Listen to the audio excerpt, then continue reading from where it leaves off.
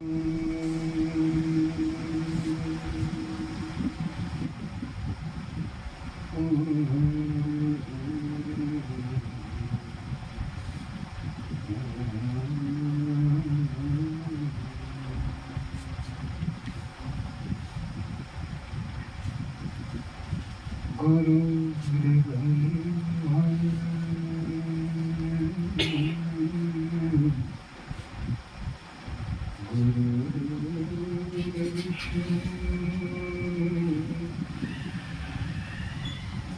गुरुदेव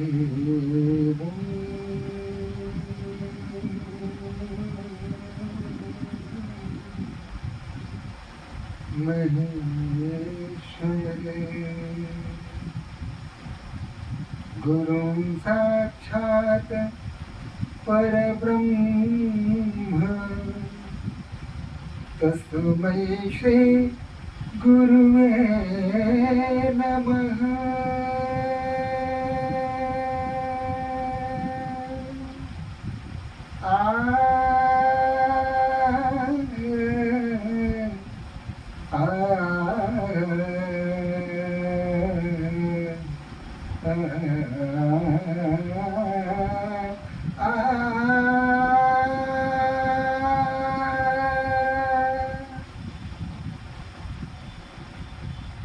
आज का संदर्भ है सती का भ्रम या सती का संदेह।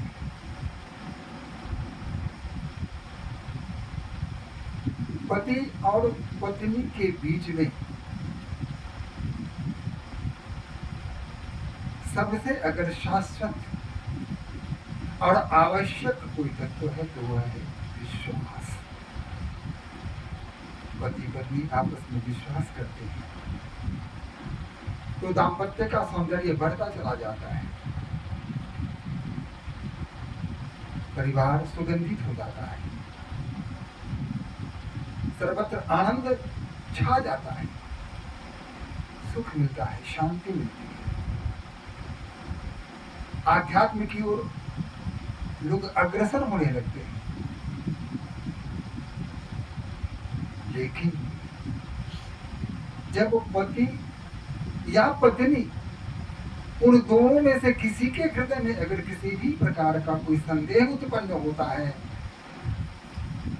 तो यह संदेह बहुत विषाक्त होता है।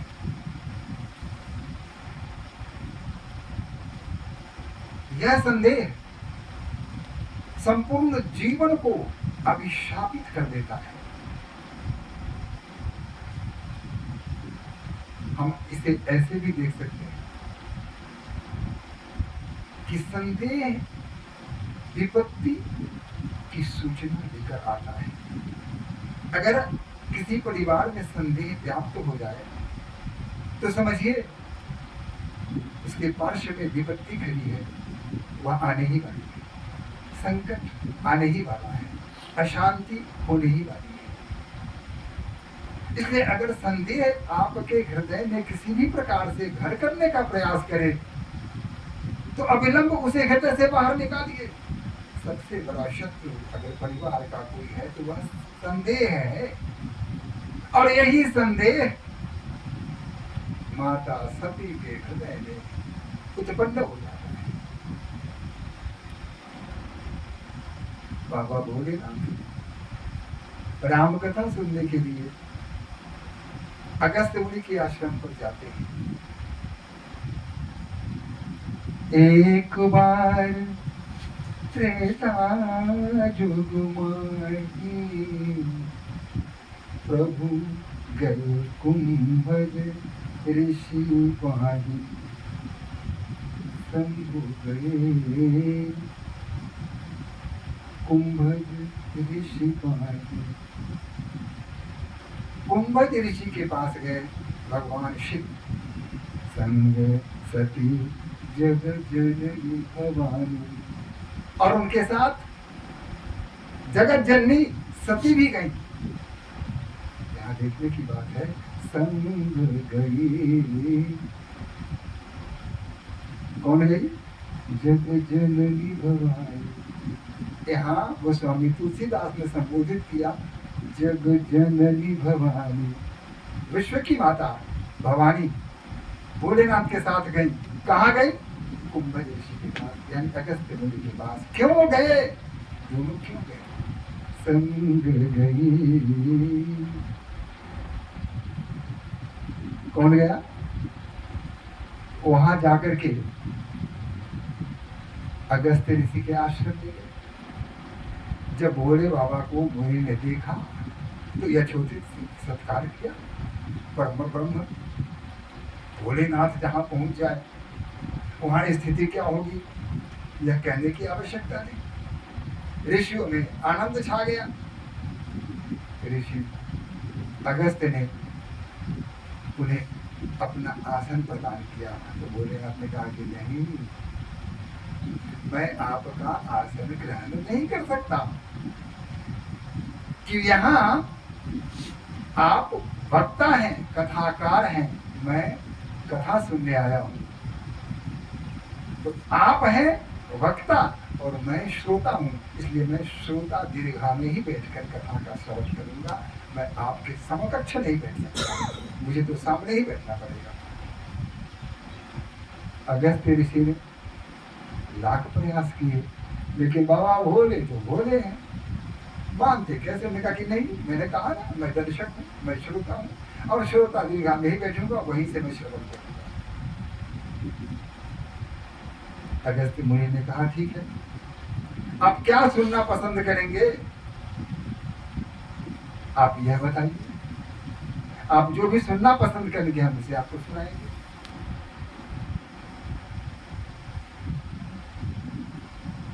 भोलेनाथ ने कहा राम कथा जग मंगल करनी, जो संसार को, जो विश्व को मंगलमय कर देता है, आनंद से भर देता है, हमें वही कथा सुननी है। और वह कथा है राम कथा। हम तो राम कथा सुनने के लिए आए हैं, हमारे इष्ट भगवान श्री राम है और हमें राम कथा का श्रवण कराइए। मुनि अगस्त्य ने कहा ठीक है, आप बैठिए। दर्शक दीर्घा में ही, श्रोता के बीच ही उनके लिए आसन की व्यवस्था की गई और माता सती और भोलेनाथ दोनों दर्शक दीर्घा में आकर बैठ गए, श्रवण करने लगे और इस तरह राम कथा प्रारंभ हो गया। राम नाम मनि दीप धरु, जीव देहि द्वार, तुलसी भीतर बाहिरो, ज्यों चारसी उजियार।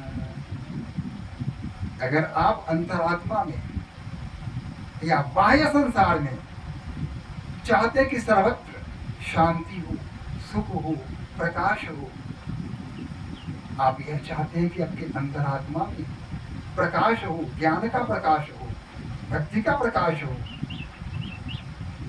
तो राम कथा जग मंगल करनी। तो उसके लिए एक ही मात्र, एक ही उपाय है और वो है राम कथा जग मंगल करनी। जो सारे संसार का मंगल करने वाली अगर कोई कथा है तो वो है राम कथा। भगवान शिव ध्यान देकर पूरे मनयोग के साथ, वैसे भगवान शिव के साथ एक विशेषता है कि कब समाधि में आ जाएंगे कहना कठिन है। बैठे हैं किसी काम में लगे हैं और बैठे बैठे समाधि में आ गए, ध्यान में हो गए। यह विशेषता है। जो शिव भक्त होते हैं उनमें भी यह विशेषता आ जाती है, उनमें भी समाधि कब आ जाए कहना कठिन है।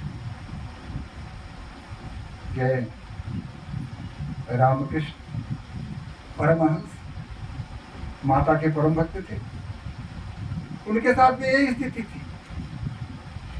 जब माता के मंदिर में जाकर पूजा करते थे तो समय की सीमा अपने आप समाप्त हो जाती थी। पूजा करते थे तो कब तक करेंगे कहना कठिन है। पूजा करते थे, करते रहे, करते रहे, करते करते ध्यान में आ गए, ध्यान में आ गए, समाधि में आ गए, सब कुछ भूल गए, सारे संसार से दूर हो गए और उस संसार में प्रवेश कर गए जहाँ सच्चित आनंद की अनुभूति होती है, जहाँ केवल आनंद ही आनंद है।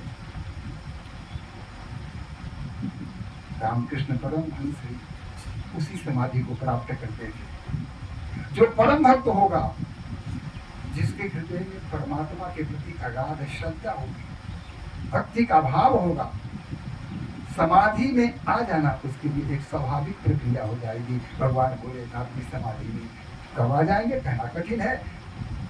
राम कथा सुनते सुनते समाधि में आ जाते थे। देखिए, इन सारे प्रकरण के बीच हमारी माता सती अपने आप को जोड़ नहीं पाई भगवान शंभु से, उनका साधारणीकरण नहीं हो सका। भगवान राम के प्रति जो तारतम्य है, जो संबंध है, वह स्थापित नहीं हो सका। जिस समय यह कथा चल रही थी, उसी समय भगवान श्री राम वन में जा चुके थे और माता जानकी का हरण हो चुका था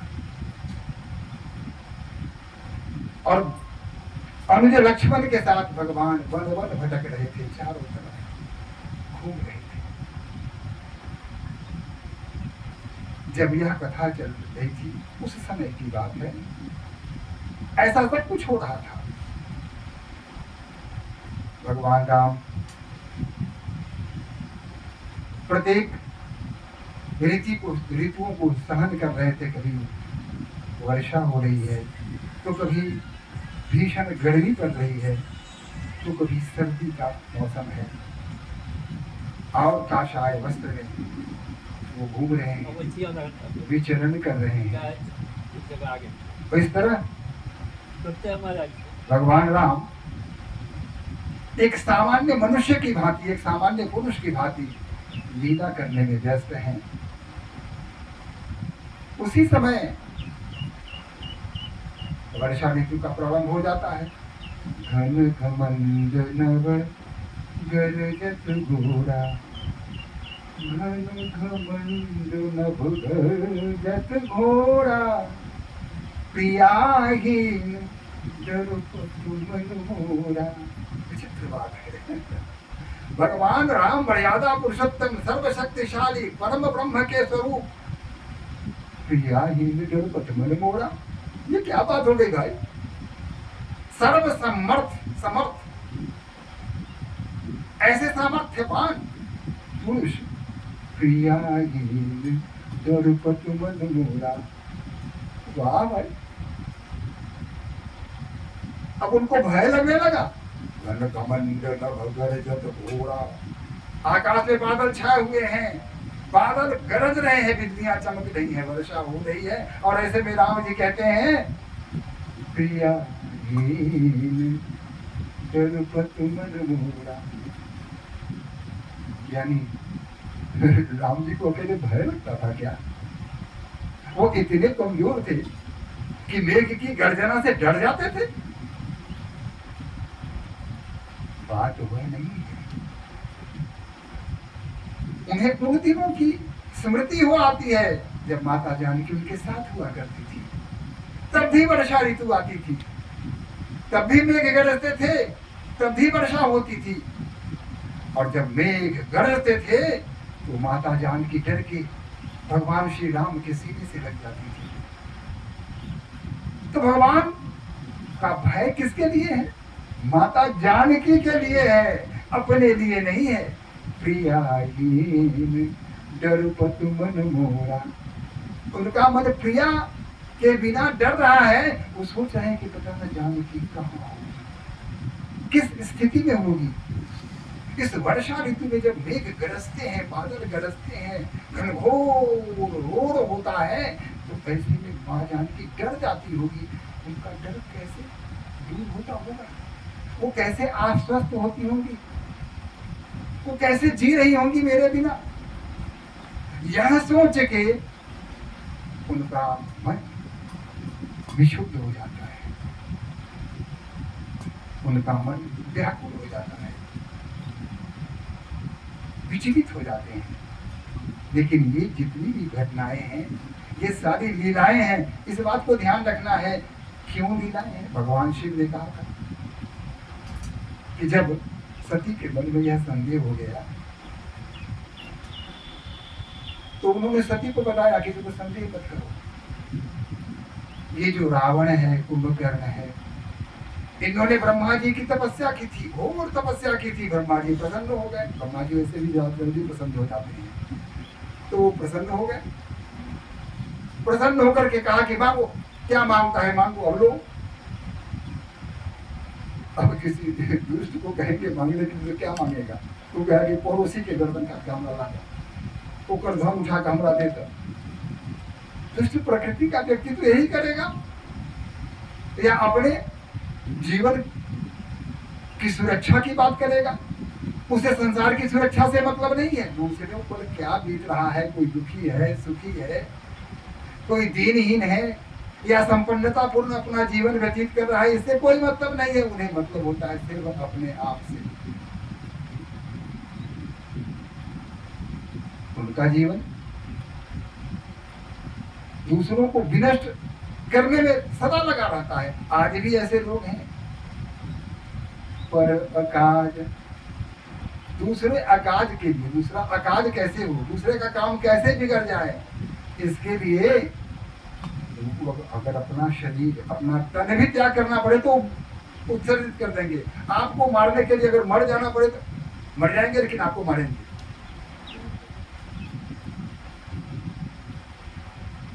जिमी हूँ ऊपर कृषि बिगड़ी,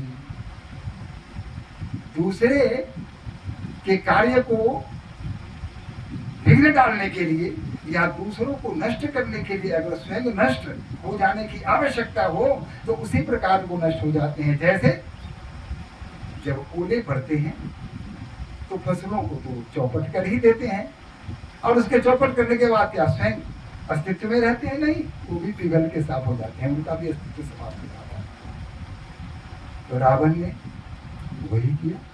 ब्रह्मा जी को कहा कि हमको वरदान दीजिए, तो कहा कि एवं मस्त मांगो, क्या वरदान मांगता हो। दिया वरदान, कहा कि ऐसा कीजिए, मुझे ऐसा वरदान दीजिए कि मैं न देवताओं से मरूं, न ऋषियों से मरूं, न गंधर्व से मरूं, न नागों से मरूं, न किन्नरों से मरूं, माने मुझे कोई न मार सके।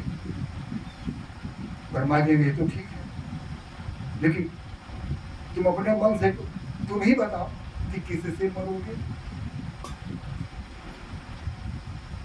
रावण ने सोचा कि मैं तो इतना शक्तिशाली हूँ, ये कुबेर मेरे घर में आते हैं, पानी भरते हैं, ये पवन देव पंखा चलाते हैं, हमारे यहाँ किसी चीज की कमी नहीं है। देवताओं की क्या हिम्मत है कि हमसे मुकाबला कर सके। हो सकता है कि कोई देवता आकर हमको मार दे। तो सबसे नीचे कौन है? तो मनुष्य, मानव। उसके पास कोई ऐसी शक्ति है नहीं जिससे कि हम मुझ पर आक्रमण करके वो मुझे पराजित कर सके, मुझे जीत सके या मुझे मार सके। तो उन्होंने कहा कि ऐसा है कि अगर कोई साधारण मनुष्य ही चाहे तो मुझे मार सकता है। साधारण, सामान्य मनुष्य, मैं मनुष्य के, साधारण मनुष्य के हाथों से ही मरना पसंद करूं। ब्रह्मा जी ने कहा कि बस ऐसा ही होगा। जा अब साधारण मनुष्य में इतनी शक्ति कहां से आ जाएगी कि रावण जैसे उस दुर्दांत राक्षस के साथ युद्ध कर सके, उसका मुकाबला कर सके? ऐसी शक्ति तो किसी में नहीं थी। इसलिए श्री हरि को अवतार लेना पड़ा, राम अवतार। हे सती, भगवान शिव कहते हैं कि हे सती, इसीलिए मानव रूप में आए हैं और वो लीला कर रहे हैं। तुम जो देखती हो वह सत्य नहीं है, वह उनकी लीला है, वही परमात्मा है, वही परम ब्रह्म है। कथा में दूसरे कहा हे तरुवर हे मधुकर श्रेणी, तुम देखी सीता मृगनयनी। हे पेड़ पौधों, हे मधुकर श्रेणियों, क्या तुमने हिरण के समान आंखों वाली, मृगा के समान आंखों वाली मृगनयनी सीता को देखा है? माता सती ने कहा कि यह भाव तो किसी साधारण मनुष्य में आ सकता है, पर ब्रह्म जो परमात्मा हो वो कैसे कैसे सोच सकते? सब जानते हैं, सीता जी कहा क्या नहीं जानते हैं? वो अगर नहीं जानते हैं तो वो परमात्मा नहीं है। यह संदेह उनके मन में घर कर गया।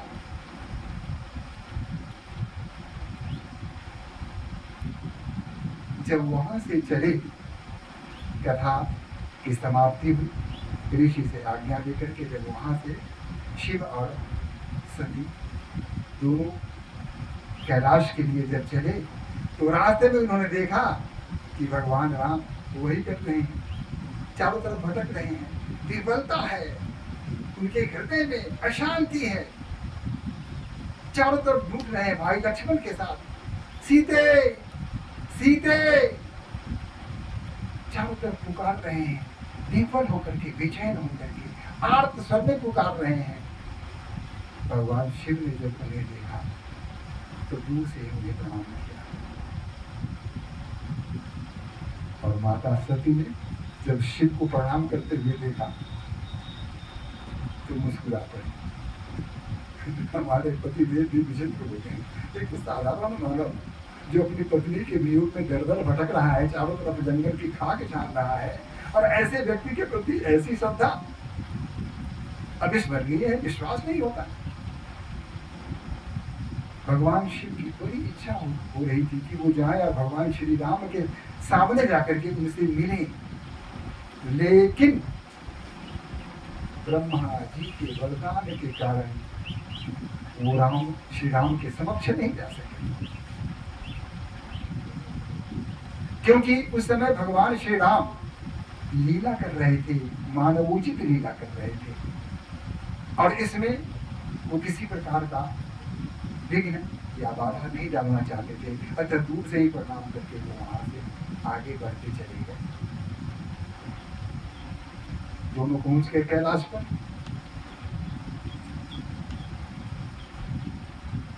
वहां भगवान शिव के मन में यह बात आ रही थी, माता सती के हृदय में जो संदेह उत्पन्न हो गया था, इस बात को भगवान शिव जान गए थे। भोले रानी थे, क्या नहीं जानते, सब कुछ जानते थे,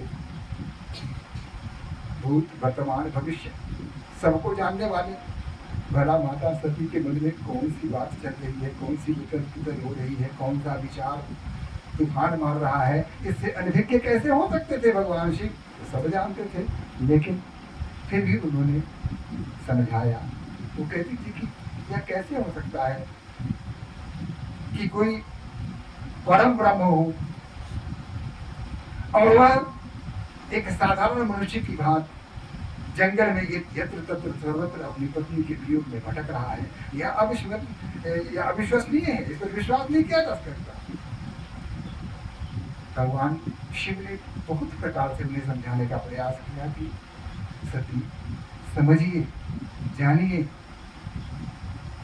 वही परम ब्रह्म है हमारे आराध्य श्री राम, जो जिन्होंने रघुकुल में अवतार लिया है दुष्टों को संहार करने के लिए, और यह उनका लीला है, उनकी लीला है, यह रूप उनकी लीला है।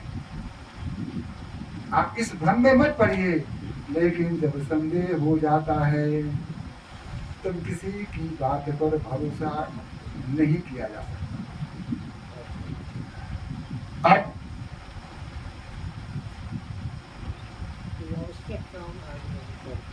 अब आवश्यक काम तो ठीक है, अपने जाते हैं। आगे तो इस तरह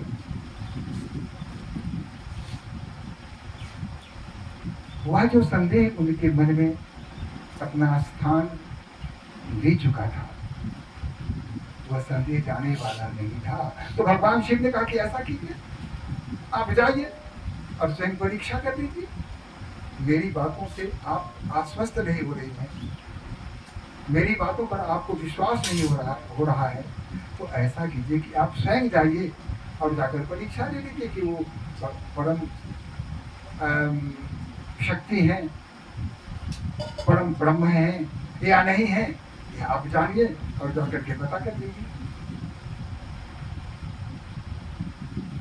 माता सती ने वैसा ही किया, चल पड़ी। लेकिन एक तो भूल उनसे यह हुई कि भगवान के चरित्र पर उन्होंने, उनके स्वरूप पर उन्होंने संदेह किया। दूसरी भूल, पति की बातों पर उन्हें विश्वास नहीं रहा। और तीसरी भूल करने जा रही है, उन्होंने क्या किया, अपने आप को जनक नंदिनी के रूप दे दिया और भगवान जो चल रहे थे, भटक रहे थे, उनके आगे आगे चलने लगी। अब यहां एक बात है, रामचरितमानस में वनगमन के पश्चात या पूरे 14 वर्षों तक जब तक वन में वो भटकते रहे या विभिन्न लीलाएं करते रहे, सीता जी कभी राम जी से आगे चली क्या? नहीं ना, अनुगामिनी थी, आगे आगे राम चलते थे, उनके पीछे माँ जानकी चलती थी और सबके पीछे भैया लक्ष्मण चलते थे। यही क्रम चलता रहा है। सीता जी कभी राम जी से आगे हुई ही नहीं और यहाँ राम जी के आगे आगे सीता जा रही है। ये तो साधारण कोई भी समझ लेगा कि वो सीता हो ही नहीं सकती। लक्ष्मण ने देखा, अब लक्ष्मण ने देखा तो कहा कि ये मैं क्या देख रहा हूँ, ये आश्चर्य की बात, ये जगत जननी सती माता, माता जानकी का रूप धारण कर आगे आगे क्यों चल रही है? उनके मन में आश्चर्य हुआ। लेकिन उनके मन में जो सौम्यता थी, अपने बड़े भाई के प्रति जो आदर का भाव था, पूजा का भाव था, भक्ति की जो भावना थी, इसके अंतर्गत उन्होंने कहा कुछ नहीं, बस सोचा कि माता सरस्वती ये आगे आगे क्यों चल रही हैं, ऐसी क्या बात हो गई? इसी बीच राम जी ने सीता के रूप में घूम रही माता सती की ओर संबोधित करके कहा कि प्रणाम माता। किसने कहा? राम जी ने। प्रणाम माता। तो पहले तो खुश हुए कि राम जी ने हमको प्रणाम किया, जिनको हमारे पति देव प्रणाम करते थे उस राम जी ने हमको प्रणाम किया, चलो। तो यहाँ उनको खुशी हुई कि राम जी ने तो हमको प्रणाम कर लिया। और तब कहा, माता पिता शंभु शंकर कहाँ है, उनको कहाँ छोड़ा है? और जब यह बात उन्होंने कही तब अब उनकी स्थिति चिंताजनक हो गई। शब्द कंधे में ही अटक गए, पूरा संकोच हो गया, लज्जा ने अपना पूरा अधिकार कर लिया और विचलित होकर के वहां से कोई जवाब नहीं दिया, चल पड़ी। लेकिन यह क्या, जिधर देख रही हैं वहां आगे आगे राम, बीच में जानकी मैया और पीछे पीछे लक्ष्मण जी जा रहे हैं। उधर से नजर हटाकर इधर देखा तो इधर भी वही हाल है, आगे आगे राम जा रहे हैं, उनके पीछे पीछे सीता जा रही है और सबसे पीछे लक्ष्मण जी धनुष बाण लिए जा रहे हैं। जिधर उन्होंने देखा उधर इन तीनों को ही देखा। तब तो और विह्वल हो गई, उनके हृदय में अशांति भर गई और बिना कुछ कहे बिना कुछ सुने चुपचाप वहां से भाग चली। अब उस समय उनकी मानसिक दशा क्या रही होगी, अनुमान लगाइए। शिव ने बैठे हुए शिव को देखा, कुछ नहीं बोली। शिव तो सब देख चुके थे, क्या क्या करके आई हैं। भगवान शिव से कुछ भी छुपा हुआ तो था नहीं। उन्होंने पूछा, सब समझदार, कुशल तो है, कुशल तो है।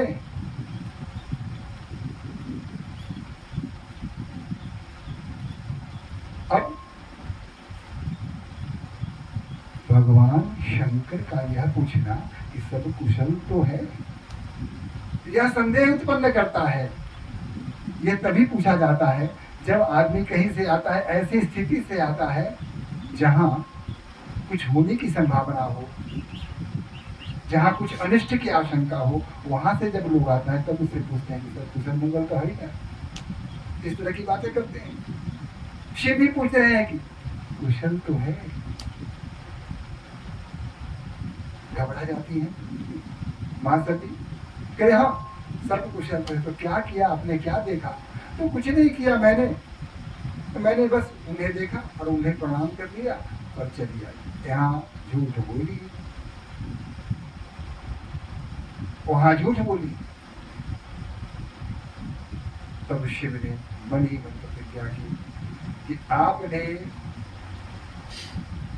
जिस माता का रूप धारण किया था वह मेरी माँ है, सीता मेरी माँ है, और आपने उस रूप को धारण करके अब आप मेरी पत्नी न रही, अब आप मेरी माँ हो गई। अतः आज के बाद आपसे जो मेरा संबंध होगा वह पति पत्नी का नहीं होगा। और यह जब संकल्प किया तो आकाशवाणी हो गई कि धन्य है आप कि आपने इतनी बड़ी प्रतिज्ञा कर दी। सती भैया ने पूछा कि कौन सी प्रतिज्ञा की आप, जरा हमको भी तो बताइए। इस पत्नी की बात होती है, अपने झूठ बोलेगी, जो भी कहना हो झूठ। हाँ मैं जानता हूँ कि जो पत्नियां हैं उनको थोड़ा सा लगेगा, लेकिन मैं तो कोई झूठ नहीं कह रहा हूँ, जो सच है, जो व्यवहारिकता है कि खूब झूठ बोलेंगी। लेकिन पति अगर कुछ बोले तो कहेंगे कि देखिए सच सच बताइएगा, झूठ मत बोलिएगा, क्योंकि वो झूठ बोलने वाले, उनको पता है कि वो झूठ बोलती है, इसलिए उनको संदेह है कि कहीं ये भी झूठ तो नहीं बोल रहे हैं। इसलिए पूछेगी कि देखिए झूठ मत बोलिएगा, सच सच बताइएगा। ये जो कह रहा है आपने कौन सी प्रतिज्ञा ली, बताइए। शिव शंभु अंतर्यामी भला कैसे बता देते, उनके मन को आहत क्या कर देते। आहत करना नहीं चाह सकते, वो नहीं चाहते थे कि मां सती आहत हो, उनको कोई क्लेश हो, अतः उन्होंने उन्हें सच बात नहीं बताई। आज इतना ही, और इसके बाद अब अगला जो प्रवचन होगा कल, उसमें हम सती का अपने मायके जाना, अपमानित होना और उनका अंत इस पर करेंगे। तो एक बार भगवान का नाम हो जाए और इसके साथ श्री राम जय राम जय जय राम, श्री राम जय राम जय जय राम, श्री राम जय राम जय जय राम, श्री राम जय राम जय जय राम, श्री राम जय राम जय जय राम, श्री राम जय राम जय जय राम। संकट मोचन जय हनुमान, संकट मोचन जय हनुमान, श्री राम जय जय राम, श्री राम जय राम जय जय राम।